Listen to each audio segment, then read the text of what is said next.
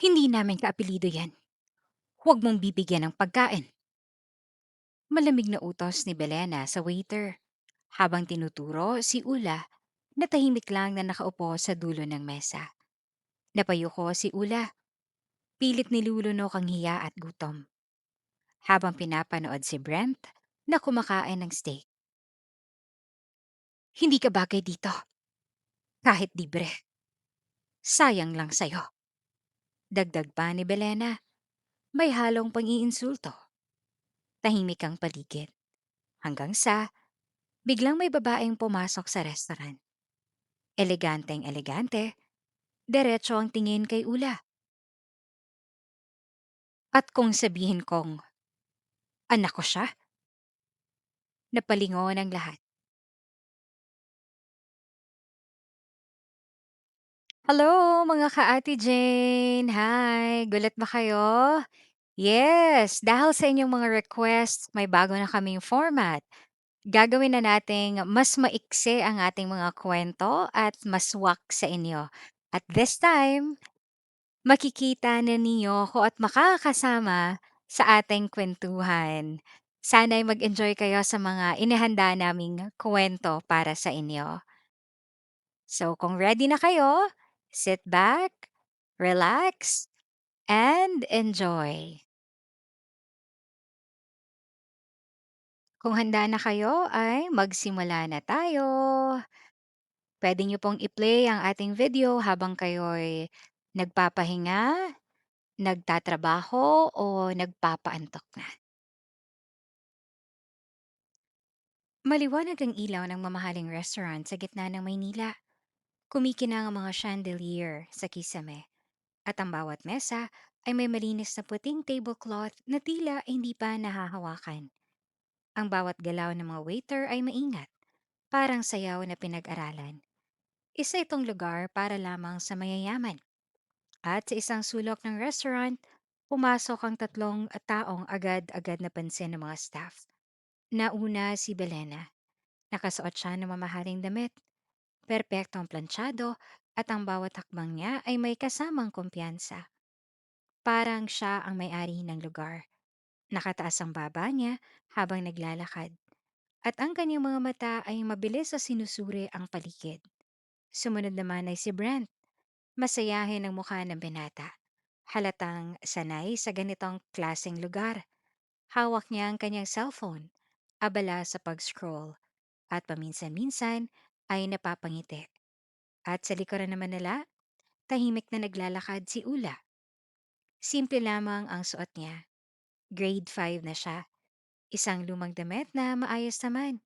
Pero halatang hindi kasing ganda ng sa dalawa. Nakayuko siya. Parang ayaw mapansin. Ang kanyang mga mata ay naglilibot sa paligid.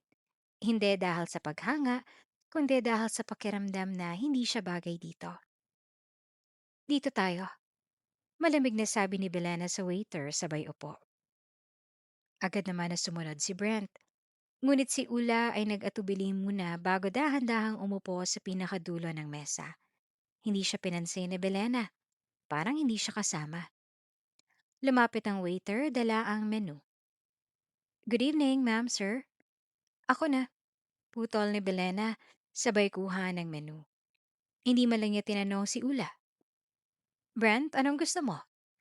Tanong niya na may lambing sa boses na walang maririnig kapag kausap si Ula. Ngumiti si Brent. Steak, medium rare, tapos pasta, at milkshake na din. Good choice, sagot ni Belena. Proud na proud. Pagkatapos ay tumingin siya sa waiter.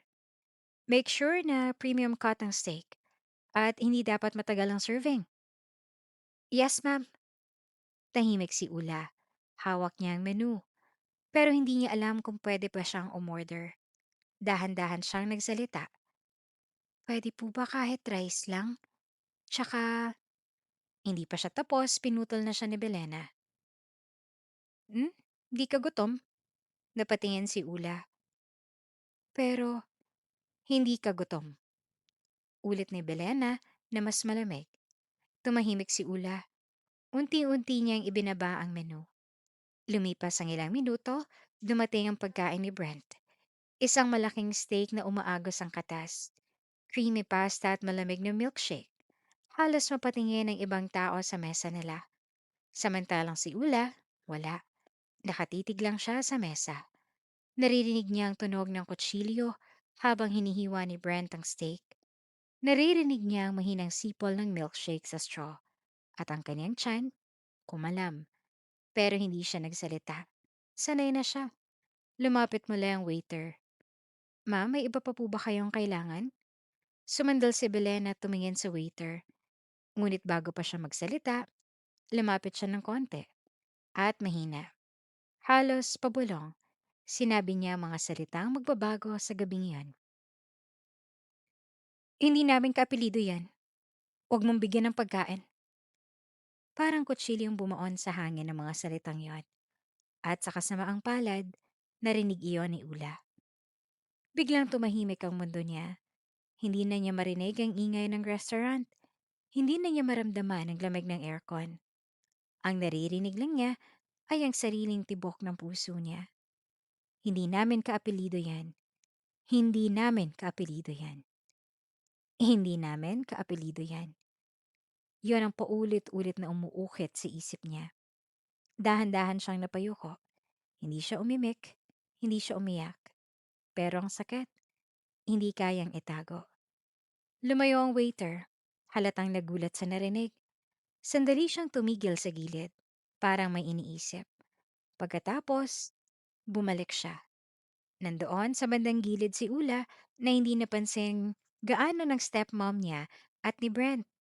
Tahimik siya, walang imik, at may dala siyang isang maliit na plato, tinapay at konting ulam. Dahan-dahan niyang inilapag ito sa harap ni Ula. "Para sa'yo, Iha," mahina niyang sabi. Nagulat naman si Ula. "Pero, libre lang yan." Sagot ng waiter sabay ngiti. Saglit silang nagkatitigan. At sa simpleng sandaling yon, may nakakita kay Ula. May nagmalasakit. Dahan-dahan ay hinawakan ni Ula ang tinapay. Parang hindi siya makapaniwala. Unti-unti siyang kumain. Tahimik. Maingat. Parang natatakot na baka mawala ito. Sa kabilang banda, abala pa rin si Brent sa pagkain. At si Belena, parang walang nangyari. Habang kumakain si Ula, may isang tanong ang unti-unting nabubuo sa kanyang isip. Isang tanong na matagal niya nang pilit tinatakasan. Bakit gano'n na kababa ang trato nila sa akin? Siguro, kung buhay lang ang mama ko ngayon, may kasama ako, may magluluto sa akin, may papahid ng luha ko, may masasabihan ako na, "Ma, masakit tiyan ko." May aakap sa akin. At higit sa lahat, may hahawak sa kamay ko sa tuwing natatakot ako. Hindi niya napansin na unti-unti nang tumulo ang kanyang mga luha habang kinakain ang libreng pagkain na binigay ng waiter. Pareho naman silang nasa iisang bahay. Tatay din naman niya ang daddy nila. Pero hindi siya kabilang sa kanila. Pareho silang anak ng iisang ama. Pero bakit? Parang wala siyang halaga. At doon, may isang alaalang sumilip sa kanyang isip. Isang lumang eksena. Isang batang si Ula, umiiyak, habang may nagsasabi sa kanya, "Patay ng nanay mo. Nasunog siya sa pabrika. Wala ka nang babalikan." Mga salitang nagbago ng buhay niya. Iyon ang araw na tila hindi na muling sumikat ang araw. Bumalik siya sa kasalukuyan. Tahimik siyang kumakain. Pero ang kanyang mga mata, punong-puno ng mga luha. Hindi dahil sa gutom, kundi dahil sa katotohanan na baka wala talaga siyang lugar sa pamilyang ito. Mga ka-Ate Jane, medyo mabigat ang ating kwento ngayon. Pagpatuloy natin at tignan natin kung ano pang mga may experience ni Ula. Sa gitna ng marangyang restaurant, sa gitna ng masasarap na pagkain, may isang batang babae na ang kinakain ay hindi lamang tinapay, kundi sakit at tanong na wala pang kasagutan. Sa bahay naman, malaki ang mansyon na tinitirhan nila. Mula sa labas ay para itong bahay na galing sa magazine. Mataas na gate, malinis na hardin, at isang fountain sa gitna na palaging umaagos ang tubig. Sa loob makikita ang makintab na sahig, malalaking chandelier, at mamahaling gamit sa bawat sulok. Pero sa likod ng lahat ng yon, may isang mundong hindi nakikita ng iba. Isang mundong tahimik, mabigat, at puno ng lungkot. Maagang gumising si Ula, hindi dahil gusto niya, kundi dahil kailangan niya. Madilim pa ang langit nang marinig niyang malamig na boses ni Belena mula sa labas ng kwarto. Ula, gumising ka na, ang dami mong gagawin. Napabalikwas siya. Agad siyang tumayo, kahit ramdam pa ang pagod sa katawan. Hindi pa siya nakakabawi mula sa nangyari kagabi sa restaurant. Pero wala siyang choice.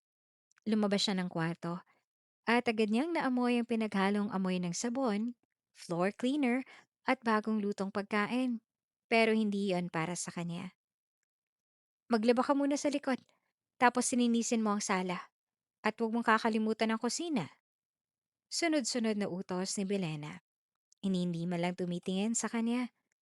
Opo, mahina niyang sagot. Walang good morning, walang kahit na anong lambing. Sa likod ng bahay nakatayo si Ula sa harap ng batya. Malamig ang tubig. Kinusot niya ang mga damit, isa-isa. Mabigat ang tela, lalo na ang mga damit ni Brent. Mga branded, makakapal, at mahal. Namumula ang kanyang mga kamay sa lamig. Pero tuloy lang siya. Habang siya, naglilinis, naglalaba, at nagtatrabaho. Sa loob ng bahay, ibang eksena ang nangyayari. Sa sala, naka-aircon. Nakaupo si Brent sa malaking sofa. Hawak ang game controller. Mom, ang bagal ng internet. Reklamo niya. Lumapit agad si Belena.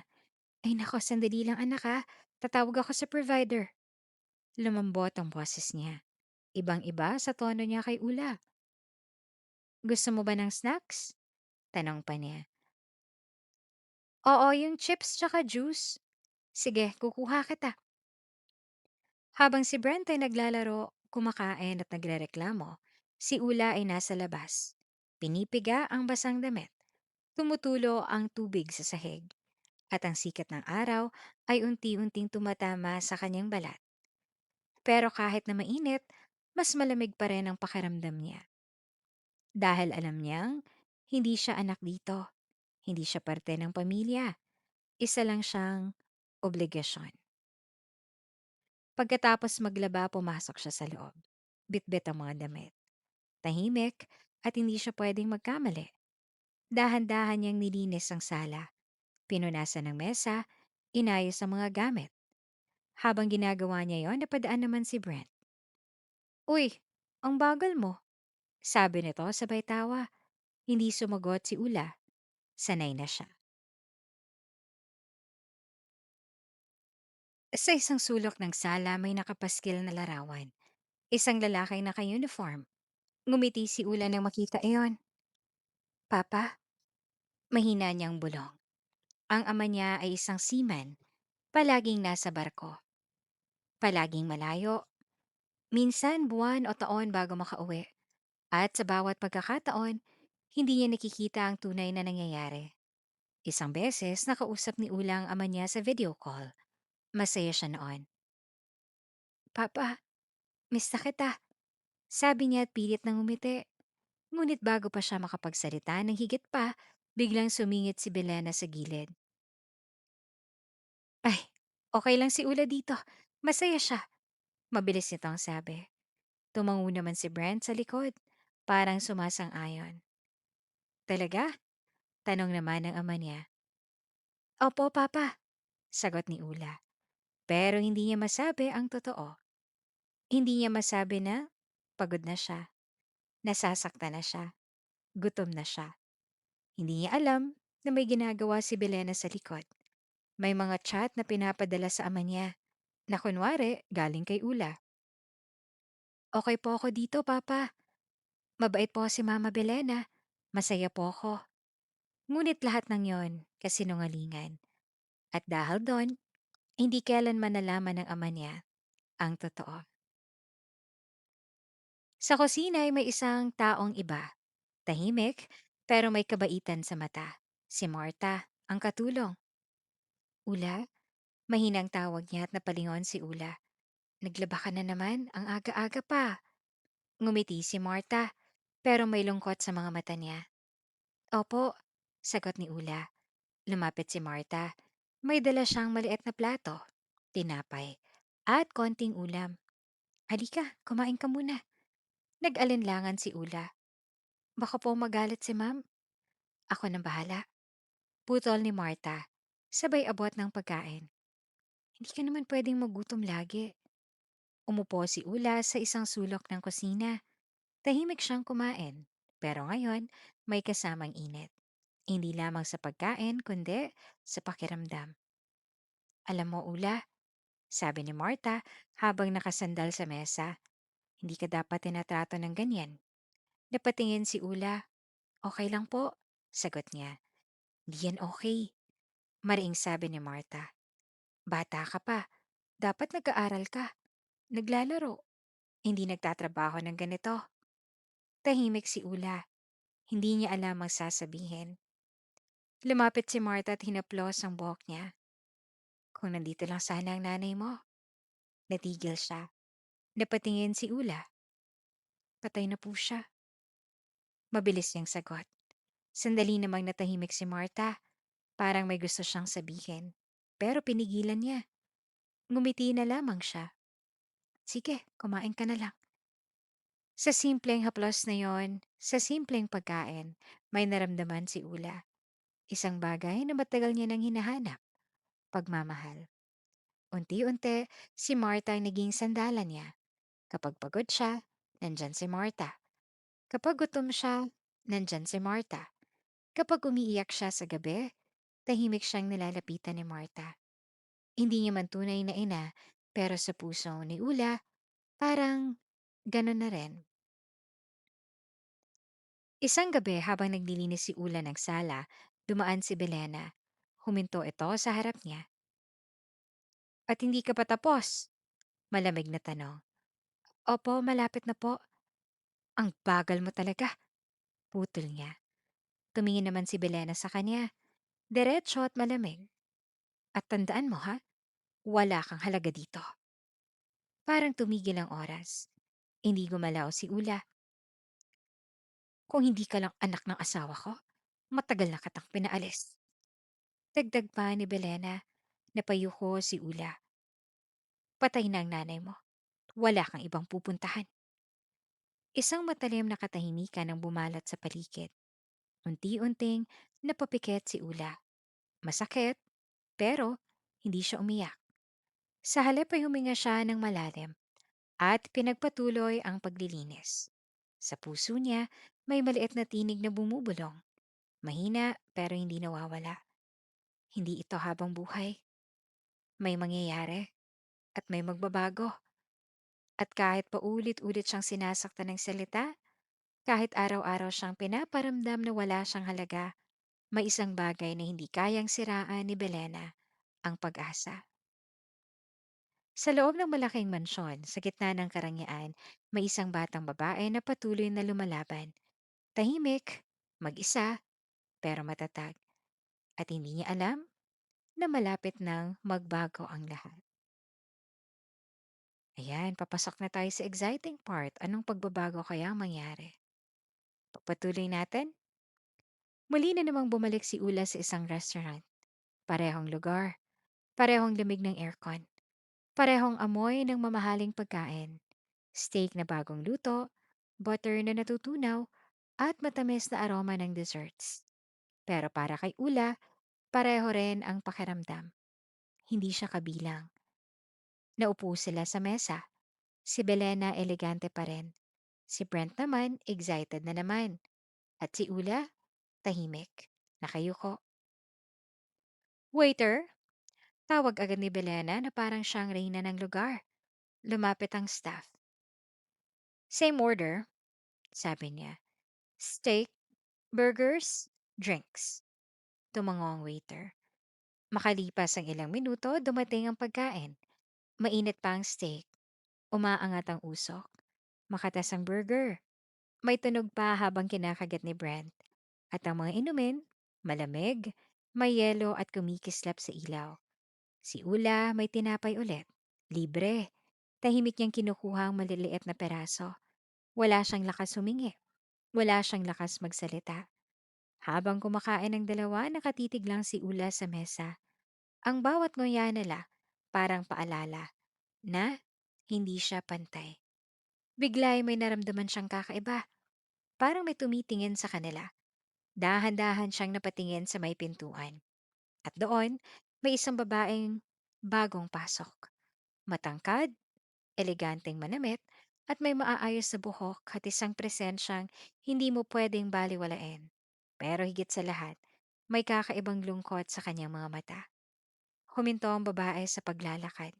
Nakita niya si Ula at parang tumigil ang mundo. Napakunot ang noo ng babae. Dahan-dahan siyang lumapit. Hindi niya inalis ang tingin kay Ula. Parang may hinahanap siya.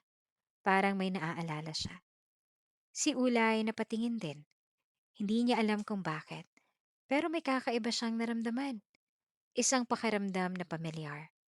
Lumapit ang babae sa mesa. Excuse me po. Mahina niyang sabi. Napatingin si Belena. Medyo naiinis. Yes? Tumingin ang babae kay Ula. Diretso at malalim. Anong pangalan mo? Tanong niya at nagulat si Ula. Ako po? Ako po si Ula. Biglang nanlaki ang mga mata ng babae. Parang may pumutok sa loob niya. Ula? Bulong niya't nanginginig ang boses nito. Anong apelido mo? Tanong pa niya. "S- Santos po." Hindi na napigilan ng babae ang emosyon. Napaatras siya ng konti. Parang hindi makapaniwala. Hinding, hindi, hindi pwedeng. Excuse me, ano ba to? Singit ni Belen at halatang naiirita. May problema ba? Tumingin ang babae kay Belena. May bigat ang tingin niya. Ako ang may karapatang magtanong, sabi niya. Oh, mga Ate Jane, sinong hula niyo sa babaeng ito? Kaano-ano niya kaya si Ula? Sige nga, paki-comment sa baba. Tingnan natin kung mahulaan ninyo. Okay, magpatuloy tayo. Ako ang may karapatan na magtanong, sabi niya. Ako ang ina niya. Parang sumabog ang paligid. Napatigil si Brent. Napatingin ang ibang tao. At si Ula, hindi makagalaw. Ano? Halos mapasigaw si Belena. Patay na ang nanay niya. Hindi, sagot ng babae. Buhay ako. Tahimik at mabigat. Lumapit ang babae kay Ula. Dahan-dahan, parang natatakot. Ula, ako to. Ang mama mo. Ang mama Sabrina mo. Parang bumalik ang lahat ng alaala. Ang init ng yakap, ang boses, ang mga ngiti. Napaluha si Ula. Ha? Hindi pwede. Patay ka na, 'di ba? Umiling si Sabrina. May luha na rin sa mata. Hindi kita iniwan, anak. Huminga ng malalim si Sabrina. Nasunog ang pabrika. Oo, pero nakaligtas ako. Hindi nila ako nakilala agad. Nasunog ang mukha ko. Nawalan ako ng alaala. Nadala ako sa isang bansa para gumutin. Matagal bago bumalik ang memory ko. Napahawak siya sa dibdib niya. Pero isang araw, naalala kita. Tumingin siya kay Ula. Hindi ako tumigil sa paghahanap hanggang sa makarating ako dito. Ngayon lang kita nakita ulit. Hindi na napipigilan ni Ula. Tumayo siya, tumakbo. Yumakap siya kay Sabrina. Mahigpit, parang ayaw niya nang bumitaw. Akala ko iniwan mo ko. Umiiyak niyang sabi. Hinaplos ni Sabrina ang buhok niya. Hindi kita iniwan, anak. Hindi kita kayang iwan. Pareho silang umiiyak sa gitna ng restaurant, sa harap ng lahat. At sa unang pagkakataon, hindi na nag-iisa si Ula. Mga ka-Ate Jane, sa mga nakahula kung sino ang muling bumalik sa buhay ni Ula, mahusay. Sige, pagpatuloy natin ang kwento. Biglang tumayo si Belena. Nag-iba ang mukha niya. Mula sa galit, naging maamo. Ay nako, biglang sabi niya at pilit nang ngumiti. Ula, bakit hindi ka kumakain? Kinuha niya ang plato.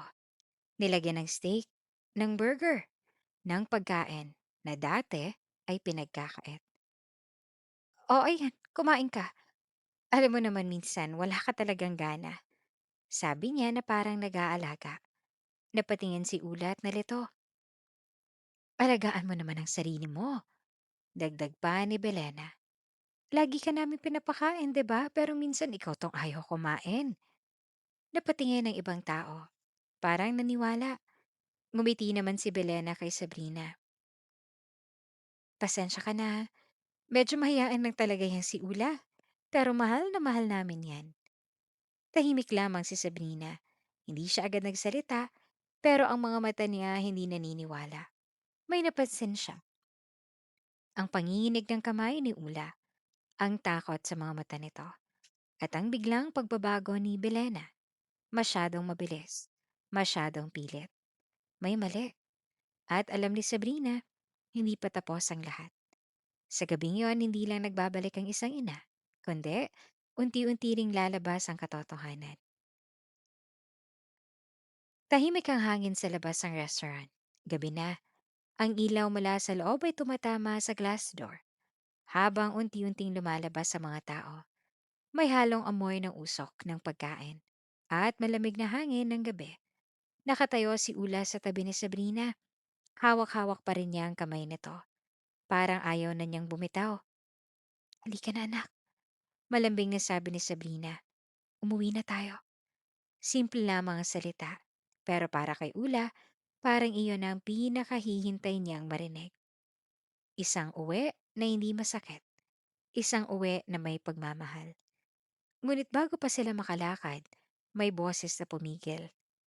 Sandali lang. Si Bilena ay nakatayo sa likod nila. Matigas ang mukha. Wala nang pekeng ngiti. Hindi pwede yan. Malamig niyang sabi. Hindi mo basta-bastang pwedeng kunin ang batang yan. Humigpit ang hawak ni Sabrina kay Ula. Anong ibig mong sabihin? Lumapit si Belena. Mataas ang tingin. Ako ang nagpalaki dyan, sabi niya. Ako ang gumastos dyan. Napakunot ang noon ni Sabrina. Hindi mo siya pag-aari. Pero ako ang nag-alaga, sagot ni Belena. Kung kukunin mo siya, magbabayad ka. Parang nanigas ang paligid. Magbabayad? Ulit ni Sabrina. Hindi siya makapaniwala. Oo, diretso ang sagot ni Belena. Alam mo ba kung magkano ang nagastos namin sa kanya? Pagkain, tirahan, damit. Isa-isa niyang binanggit. Parang may listahan sa isip niya. Hindi biro ang pagpapalaki ng bata, ah. Dagdag pa niya. Kaya kung kukunin mo siya, bayaran mo muna. Tahimik ang paligid. May ilang taong napapatingin. Sa unang tingin, parang may punto. Parang totoo. Napatingin si Sabrina kay Ula. Sa payat nitong katawan. Sa simpleng damit. Sa mga matang puno ng takot. May mali. Magkano? Tanong ni Sabrina. Diretso. Ngumiti si Belena. Hindi mabait, kundi ng mapanlamang. Malaki, sagot niya. Dahil hindi biro ang pag-aalaga namin dyan. Napayuko si Ula. Narinig niya ang bawat salita. At sa bawat sandaling iyon, parang lalo siyang nasasaktan. Pag-aalaga? Talaga ba? Kapal nga naman ang mukha nitong madrasta ni Ula, no? Sige, magpatuloy tayo. Tahimik, masyadong tahimik. Hanggang sa Biglang nagsalita si Ula. Hindi po totoo. Mahina pero malinaw. Napalingon ang lahat. Hindi po ako inalagaan. Nanginginig ang boses niya. Pero hindi siya tumigil. Pinaglalaba po ako. Pinaglilinis. Ako pong gumagawa ng lahat sa bahay. Napatingin si Belena. Nanlaki ang mata. Tumahimik ka! Sigaw niya. Pero hindi na tumigil si Ula. Hindi po ako pinapakain. Yung tinapay lang po minsan. Yung pagkain. Tinatago po sa akin. Unti-unting tumulo ang luha niya. Sa restaurant po, sinabi ninyo, hindi niya na ituloy agad. Pero sinabi niya pa rin, na hindi namin kaapelido yan, huwag mong bigyan ng pagkain. Parang bumagsak ang mundo. Tahimik, walang gumagalaw. Napaatras si Belena. Sinungaling! Sigaw niya pero sa pagkakataong yon, may isang pang boses ang sumingit. Hindi siya sinungaling. Si Marta. Nakatayo siya sa gilid. Tahimik kanina. Pero ngayon, matatag. Lumapit siya at dahan-dahan pero sigurado. Ako ang saksi, sabi niya. Lahat ng sinabi ni Ula, totoo. Napatingin ang lahat sa kanya. Hindi siya trenato bilang anak. Dagdag pa ni Martha. Para siyang katulong. Pinagkakaitan ng pagkain. Pinapagalitan. Pinapahirapan. Unti-unting lumakas ang boses niya. Maraming gabi na umiiyak siya. Maraming araw na gutom siya. Napayuko si Ula. Kung hindi ko lang siya binibigyan ng pagkain, hindi ko alam kung paano siyang nabuhay. Parang bumigat ang hangin. Nakatayo si Belena. Hindi makagalaw. Hindi totoo yan. Mahina niyang sabi pero wala ng lakas. Tumingin naman si Sabrina sa kanya, matalim at diretso. Hindi pagmamahal ang ginawa mo, sabi niya. Pang-aabuso yan. Walang sumagot. Kahit si Brent ay tahimik, hindi makatingin. Ang mga taong nakapaligid ay natahimik. Ang mga dating bulong nawala. Lahat ay nakatingin kay Belena. Unti-unting nawawala ang kumpiyansa niya. Ang taas ng ulo niya, bumababa. Ang boses niya, nawala. At sa unang pagkakataon, wala siyang kontrol. Wala siyang maipagtanggol. Wala siyang maitatago. At sa gitna ng gabi, sa harap ng lahat, nabunyag ang katotohanan. Si Ula, hindi kailanman minahal. At si Belena, hindi kailanman naging ina. Tahimik ang paligid. Pero sa katahimikan yon may isang bagay ang malinaw. Tapos na ang kasinungalingan. At ngayon, panahon na para magsimula ang bagong buhay. Mabigat pa rin ang hangin sa labas ng restaurant. Pero para kay Ula, parang may unti-unting bumubukas sa bintana sa dibdib niya. Kanina lang nanginginig siya sa takot habang nakatayo sa harap ni Belena. Ngayon, ibang panginginig na iyon. Hindi na dahil sa sindak, kundi dahil sa hindi niya maipaliwanag na gaan sa pakiramdam. Mahigpit ang hawak ni Sabrina sa kamay niya. Parang sinisigurado nitong ramdam ni Ula ang isang bagay na matagal niya nang hindi nararanasan. Seguridad, pag-aari, pagmamahal. Humarap si Sabrina sa kanya. Sa ilalim ng dilaw na ilaw sa labas ng restaurant, luminaw ang mukha nitong basang-basa ng luha pero buo ang tingin. Simula ngayon, mahinahon pero matatag niyang sabi, hindi ka na magdurusa. Hindi naman agad nakaimik si Ula. Parang gusto niyang maniwala, pero natatakot siyang baka panaginip lang ito. Ang gabi ay amoy usok ng sasakyan, mamahaling pabango at konting hangin mula sa kusina ng restaurant. Pero sa gitna ng lahat ng yon, ang boses ni Sabrina ang pinakamalinaw niyang narinig. Uuwi ka na sa akin, anak. Doon bumigay ang luha ni Ula. Hindi na niya pinigilan. Yumakap siya ng mahigpit kay Sabrina. Buong higpit na parang binubuo niya ang mga taon na nawala sa kanila. Umiyak siya sa balikat nito na para bang doon lang talaga niya pwedeng ilapag ang lahat ng sakit na inipon niya. Ayoko na pong bumalik doon, nanginginig niyang sabi. Hindi siya pinakawala ni Sabrina. Hindi na kita ibabalik sa kahit anong lugar na sinasaktan ka. Sa likod nila, tahimik na nakatayo si Martha. Namumugto rin ang mga mata nito. Hindi ito sanay sa mga eksenang ganito. Mga yakap na totoo. Mga luhang may kasamang paghilom. Sa mansyon, ang nakasanayan niya ay sigaw, utos, at mga matang mapangmata. Napansin niya si Sabrina. Lumapit ito kay Martha at hinawakan ng kamay niya. Salamat. Nagulat si Martha. Ma'am, wala po yun. Bata po si Ula. Di ko lang matiis. Hindi sapat ang hindi matiis. Putol ni Sabrina. Pero malambing ang tinig. Pinili mo siyang tulungan kahit pwede kang mawala ng trabaho. Pinili mong maging mabuti sa anak ko noong walang ibang gumagawa noon. Napayo ko si Martha. Hindi siya sanay purihin. Sa bahay ni Belena, walang salitang ganyan. Ang kabutihan ay hindi kinikilala roon, kundi ginagamit lang. Simula ngayon, sabi ni Sabrina, hindi ka na babalik sa bahay na iyon bilang katulong? Napatingin si Martha, gulat na gulat. Ano po? Bibigyan kita ng matitirhan. At kung gusto mo, tutulungan kita makapagsimula ng maliit na negosyo o trabaho na hindi ka inaapi. Hindi kita babayaran bilang utang. Pasasalamat ito dahil naging tao ka sa anak ko noong ang tingin sa kanya ng iba ay pabigat. Napahawak si Martha sa bibig niya. Unti-unti siyang napaluha. Eh, hindi ko po alam ang sasabihin ko.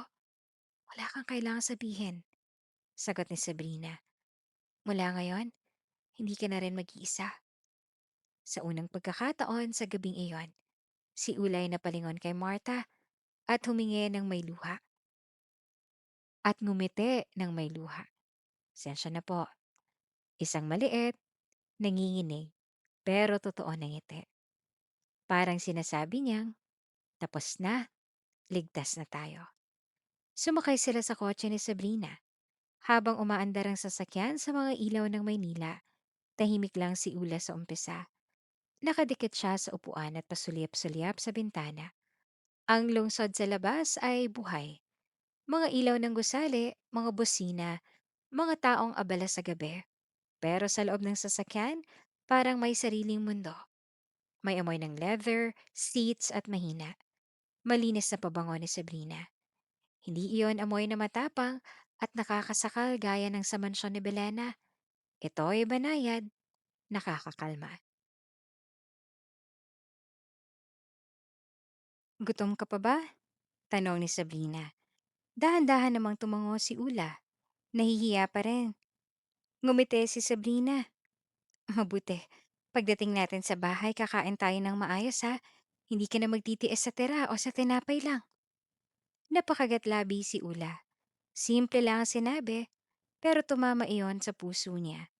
Maya-maya, dumating sila sa bahay ni Sabrina. Hindi iyon sobrang ingrande gaya ng mansyon ni Belena, pero halatang maganda, malinis at puno ng buhay. May halamanan sa labas. Mainit ang ilaw sa may balkonahe at may amoy ng kahoy at bagong linis na bahay pagpasok nila. Ang sala ay maaliwalas. May malalambot na sofa at mga painting sa dingding. Hindi malamig ang dating. Hindi nakakatakot. Parang bahay talaga. Dinala ni Sabrina si Ula sa dining area kung saan mabilis na naghain ng kasambahay ng mainit na sopas, kanin, manok, at inihaw at gulay na may bawang. Kumalat agad ang mabangong amoy sa paligid. Napatingin si Ula sa mesa. Hindi siya agad kumilos. Anak, tanong ni Sabrina, pwede po ba talaga ako kumain dito? Halos pabulong niyang sabi. Tumigil si Sabrina. Mas masakit pa pala sa inaakala niyang pinagdaanan ng anak niya. Lumapit siya at siya mismo ang nagsandok ng pagkain sa plato ni Ula. Hindi mo kailangang humingi ng permiso para kumain sa sarili mong bahay. Sarili mong bahay. Parang bago iyon sa tenga ni Ula. Ang mga salitang yon. Umupo siya at dahan-dahang nagsimulang kumain. Una, maingat lang. Maliit na subo. Parang natatakot na may sisigaw, na may magbabawi. na may magsasabing hindi iyon para sa kanya. Pero wala. Si Sabrina ay nakatingin lang sa kanya, lumuluha habang nakangiti. Si Martha naman nasa kabilang upuan, tahimik na pinupunasan ng mata habang pinapanood siyang kumakain. At habang tumatagal, lumalaki ang mga subo ni Ula. Mas bumibilis, mas nagiging totoo. Mainit ang sabaw, malasa ang ulam, mabango ang kanin.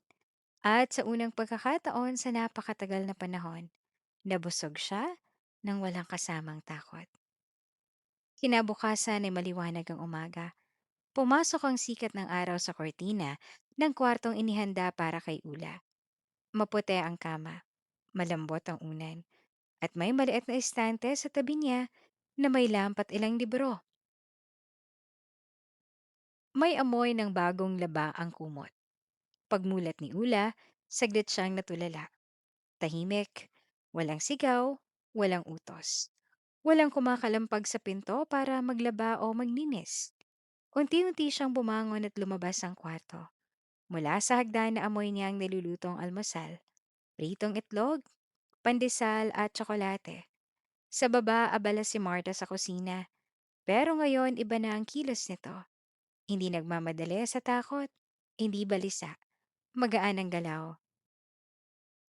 Gising ka na, nakangiti nitong sabi. Opo, sabi ni Ma'am Sabrina pagkatapos mo kumain. Bibilhan ka raw ng mga gamit, damit, sapatos, bag, lahat ng kailangan mo. Napakurap si Ula. Parang naninibago pa rin siya sa salitang kailangan na hindi naman sinusundan ng wala tayo niyan para sa'yo. Bumaba siya.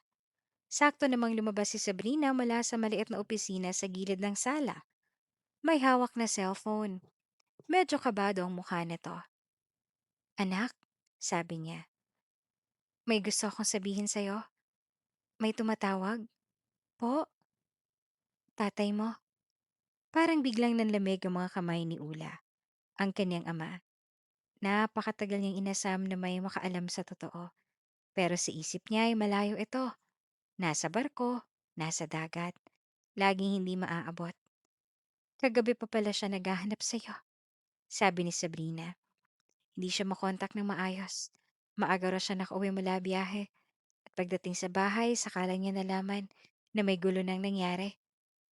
At bago pa tuluyang makapagsalita si Ula, tumunog ang doorbell. Nagkatinginan silang tatlo at sa kung ano ang dahilan. Kinabahan si Ula.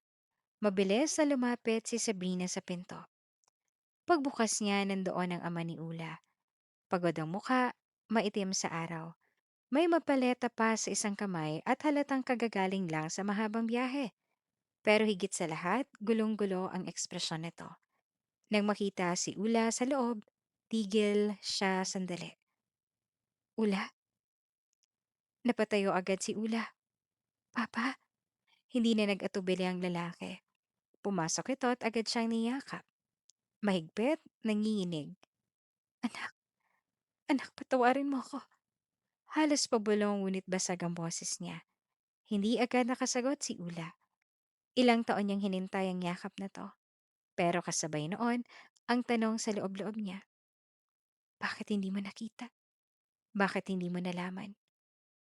Parang nabasa iyon ng ama niya. Lumayo ito ng konti at hinawakan ang mukha ni Ula. Nanlaki ang mata niya nang makitang kapayatan nito at ang bakas ang hirap sa itsura niya. Bakit ang payat mo? Bakit parang anong nangyari sa'yo? Tumingin siya kay Sabrina at pagkatapos ay kay Martha at dahan-dahan nagsimulang ilahad ang totoo. Una ay si Sabrina.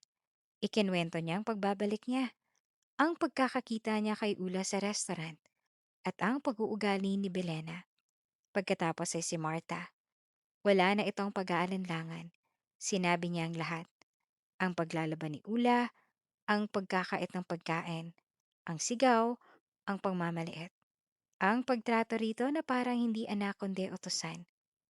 Habang nakikinig ang ama ni Ula, unti-unting namumula ang mukha nito. Nakakuyom ang kamao, nanginginig ang panga. Pero, sabat niya, Lagi naman ako nakakatanggap ng message galing kay Ula.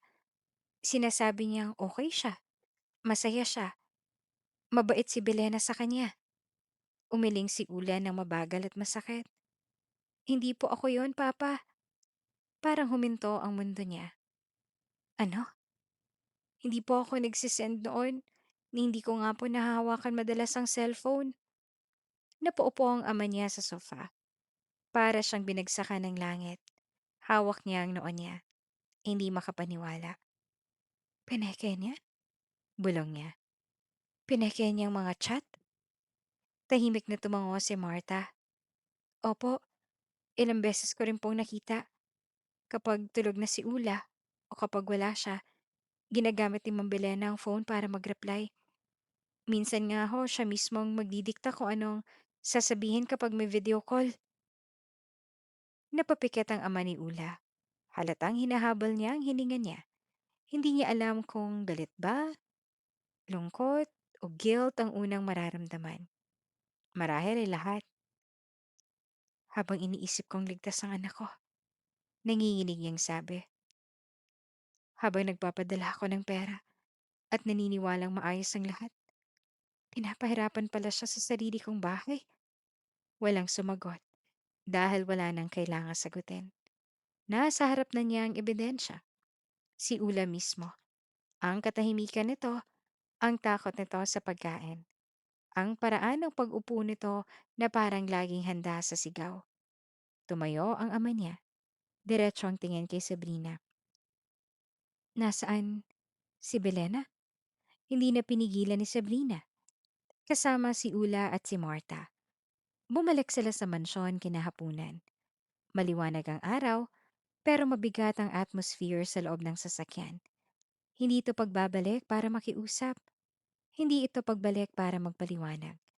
Pagbalik ito para tapusin ang lahat. Pagdating nila sa mansyon, nakabukas ang malaking gate. Tahimik ang fountain sa gitna. Pareho pa rin ang itsura ng bahay. Maganda, maayos, mamahalin. Pero ngayon, kita na ni Ula ang totoo. Hindi to tahanan, kundi kulungan ng tahimik na sugat. Pagpasok nila, nadatna nila si Belena sa sala. Maayos ang suot, pero baka sa mukha ang pagkapuyat. Marahil hindi rin ito nakatulog ng maayos. At nang makita ang asawa, agad itong tumayo. Han, makinig ka muna. Wala na akong gustong marinig. Putol agad ng ama ni Ula. Natahimik naman si Belena. Lumapit ito ng bahagya. Pinalala ka lang nilang kwento. Alam mo namang mahina ang bata, madrama. Tumigil ka, mariing sabi niya. Maging si Brent na nasa hagdan ay napatigil sa pakikinig. Taon mo akong niloko. Ginamit mo ang phone ng anak ko. Pinaasa mo ako na maayos siya. Habang wala ako, ginuto mo siya. Pinagtrabaho mo. Pinagdamutan mo. At pagkatapos mong gawin lahat ng yan, hihingan mo pa ng bayad ang totoong ina niya? Walang maisagot si Belena. Hindi na gumagana ang pamilyar niyang galing sa pagdadahilan. Hindi ko sinasadya. Mahina nitong sabi. Sinadya mo, sagot niya. Araw-araw, bawat utos, bawat insulto, bawat beses na pinili mong tratuhin siyang parang wala siyang halaga. Napaatras si Belena. Tumingin siya kay Ula. Marahil umaasang may awa pang matitira rito. Pero ngayon ay hindi na. Hindi na takot ang manasa mata ni Ula. Lungkot na lang. At pagkatapos, huminga ng malalim ang ama niya. Tapos na tayo. Parang nayinig si Belena. Ano? Hindi nakatakayang pagkatiwalaan. Bilang asawa. Bilang ina sa bahay na ito. Hindi mo ako pwedeng iwan ng ganito lang. Iniwan mo na ang pagkatao mo. Matagal na. Sagot niya. At sa mga sumunod na araw, mabilis ang mga pangyayari. Pinutol ng ama ni Ula ang suporta kay Belena. Inayos ang legal na paghihiwalay nila. Ang mga account at ari-ari ang hindi naman tunay na sa kanya ay na-freeze o naibalik sa tamang pangalan. Ang mga kakilala nilang dating sunod-sunod sa pagpuri kay Belena ay isa-isang lumayo nang lumabas ang ginawa nito. Ang mga taong dating napapahanga niya sa forma at yabang ay nagsimulang bumulong ng ibang kwento. Hindi tungkol sa yaman, kundi tungkol sa pagkatao. At doon niya naranasan ang unang totoong pagkawala sa buhay niya. Walang pera sa hawak, walang respeto, walang naniniwala. Samantala si Ula ay unti-unting nagbabago. Hindi biglaan. Hindi parang pelikulang pagising ay magaan na agad ang lahat. May mga gabi ring nagugulat siya sa malakas na tunog. May mga umaga pa rin kusa siyang maagang bumabangon dahil akala niya ay may mag-uutos. May mga sandali pa rin nahihiya siyang kumuha ng pangalawang serving sa pagkain. Pero sa bawat pagkakataon, nandoon si Sabrina. Nandoon ang ama niya. Nandoon si Marta. Kapag natatakot siya ay may umaalalay. Kapag tahimik siya ay may naghihintay. Kapag umiiyak siya, may yumayakap. Lumipas ang mga linggo. Sa bago nilang tahanan, mas madalas ang marinig ang tawa ni Ula. Nagkaroon siya ng sariling mga damit, mga libro, at mga gamit sa eskwela. Tinuruan siya ni Sabrina kung paanong mamili ng gusto niyang pagkain. Sinamahan siya ng ama niya sa park isang umaga at si Marta na may tinulungan si Sabrina na makapagbukas ng maliit na home food business. Minsan habang kumakain sila ng hapunan sa maaliwanas na dining room, napansin ni Sabrina na hindi na maingat ang kilos ni Ula sa pag-abot ng pagkain. Natural na, kampante na. Parang alam niya na hindi na iyon mawawala. At doon ay napangiti si Sabrina ng buong buo. Sa wakas, ang anak niya ay hindi na lamang buhay, namumuhay na ito. Isang hapon, habang papalubog ang araw at kulay kahel ang liwanag na pumapasok sa bintana, umupo si Ula sa tabi ni Marta sa veranda, sa hardin. Mahina ang galaw ng hangin at amoy na amoy ang mga bulaklak na bagong dilig. Tita Marta, sabi ni Ula. Bakit? Masaya na po ako. Napatigil si Marta. Tumingin siya sa bata at ngumiti habang naiiyak. Deserve mo yan, anak. Mula sa loob naman ng bahay, tanaw nila si Sabrina at ang ama ni Ula na nag-uusap habang naghahanda para sa hapunan. Walang engranding eksena, walang sigawan, walang yabang, tahimik lang, pero buo. At sa unang pagkakataon, naiintindihan ni Ula ang isang bagay na matagal niyang hinanap. Hindi pala sapat ang iisang bubong para masabing pamilya kayo. Hindi sapat ang apelido, hindi sapat ang dugo. Ang tunay na pamilya ay ang pipiliing mahalin ka, protektahan ka, at ipaglalaban ka kahit wala silang kapalit na hinihingi. At sa wakas, nasa tamang lugar na siya. Hindi dugo ang basehan ng pamilya, kundi kung sino ang tunay na nagmamahal. Tahimik ang hapon. Ang araw ay unti-unting lumulubog. Nagbibigay ng kulay kahel na liwanag sa buong bakuran ng bahay. Marahang gumagalaw ang hangin. Dalang amoy ng bagong dilig na halaman at sariwang damo. Sa veranda naman ay nakaupo si Ula. Hawak niya ang isang libro. Pero hindi siya nagbabasa. Nakatingin lang siya sa harap nito. Sa dalawang taong matagal nang pinangarap na makitang magkasama.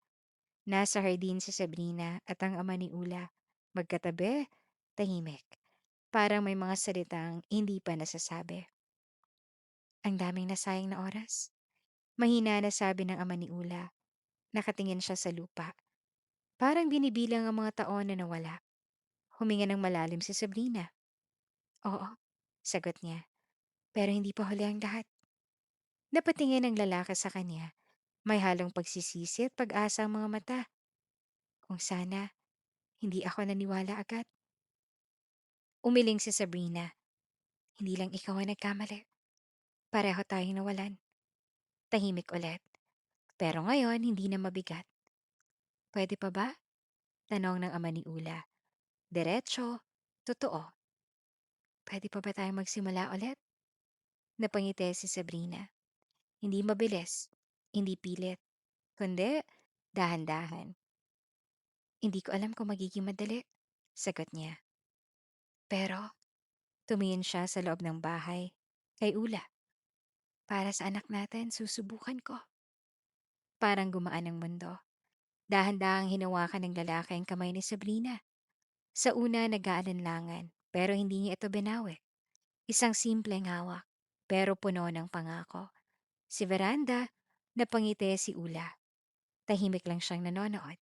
Hindi siya lumapit, hindi niya sila ginambala.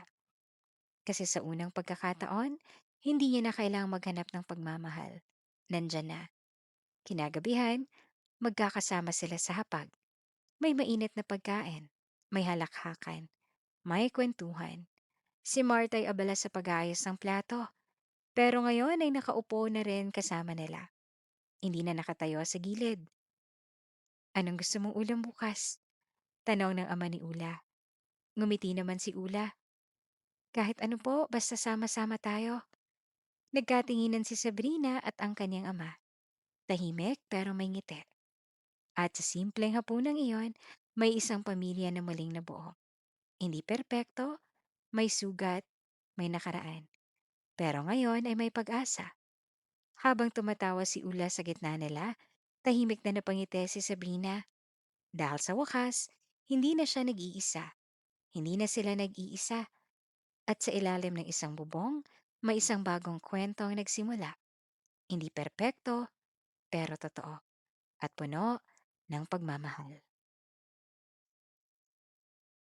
At dito na nga po nagtatapos ang kuwento ni Ula ngayong araw. Ayan, mga ka-Ate Jane. Grabe, napakasalimuot ng naging experience ni Ula sa simula. Pero sa mga panahon na yon, doon mo marirealize na ang Panginoon maglalagay siya ng tao, will surround you with people who will help you to get through para malampasan mo yung mga experiences na iyon. And if you notice doon sa story natin, um, lahat ng mga kasinungalingan, lahat ng mga maling ginagawa natin, may katapusan yan. May katapusan. And also, doon sa naging madrasa ni Ula, naway naging lesson yon sa atin or to remind us na let's choose kindness. Piliin nating maging mabuti. Sa lahat ng tao sa paligid natin, kahit anong edad pa yan, mapabata o matanda. Let's choose to be kind, always. Ikaw, ka Ate Jane, ano naman ang aral na napulot mo sa kwento natin ngayon? Paki-comment naman dyan sa comment section below. At maraming maraming salamat sa inyong pakikinig. Salamat for being with me today. I hope na nagustuhan ninyo ang kwento at ang bago nating format ngayon. Magkita-kita tayo sa susunod nating video, sa susunod nating kwento. Mag-ingat kayong lahat at magandang gabi po. Maraming maraming salamat.